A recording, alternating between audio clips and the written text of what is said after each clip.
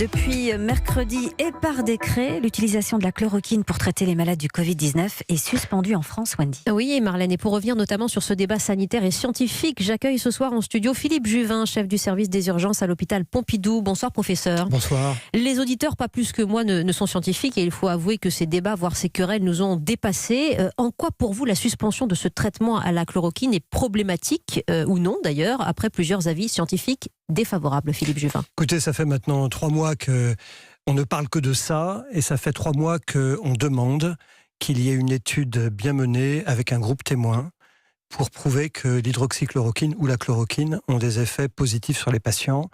On n'a toujours pas cette étude. En revanche, l'étude du Lancet, quels que soient ses défauts, il y en a, montre une surmortalité.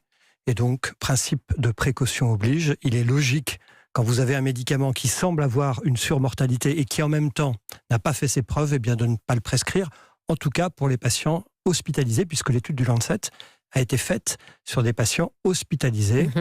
Et pas sur des patients, par exemple, en prévention, ce qui pourrait être un autre sujet. Oui, comme Donald Trump s'est exprimé sur la question. La molécule pouvait être utilisée jusqu'à présent, jusqu'à mercredi, par dérogation, à titre compassionnel, dans le cadre d'essais cliniques aussi.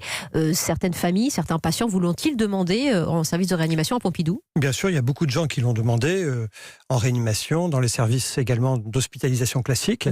L'hydroxychloroquine a été globalement prescrite dans mon hôpital dans le cadre d'essais cliniques, et quelques patients ont pu la recevoir quand Olivier Véran avait débloqué la prescription, quand il le demandait. Mais toujours, il y avait une explication avec le patient lui-même, sa famille, pour lui expliquer les avantages et les inconvénients, les avantages putatifs et les inconvénients certains. Quelques-uns, toutefois, ont souhaité en avoir, et dans ces cas-là, ils l'ont eu. Mais ça a été relativement exceptionnel. Vous êtes de ceux, en tout cas, qui dépassionnent ce débat, qui souhaitent passer à autre chose maintenant que l'épidémie se stabilise ou que le nombre de réanimations, en tout cas, n'augmente pas. En fait, c'est normal. D'abord, il faut comprendre, c'est normal qu'en matière de scientifique, nous ayons des débats. Il y a toujours un débat. Vous savez, le philosophe Alain disait que quand 10 personnes qui pensent la même chose se réunissent, elles ne pensent plus. Donc c'est normal et c'est sain. C'est grâce à la dispute intellectuelle que les choses avancent. Mais il y a un moment où il ne faut pas faire de cette dispute intellectuelle une discussion quasi idéologique. On a l'impression qu'il y a le camp des pour et le camp des contre. Ce n'est pas comme ça qu'on fait de la science. On fait de la science en échangeant des arguments.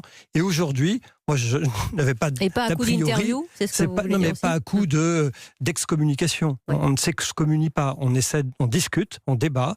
Et éventuellement, on se range à l'avis de quelqu'un qui a un avis différent de vous. Mais on n'excommunie pas. Et cette histoire est folle.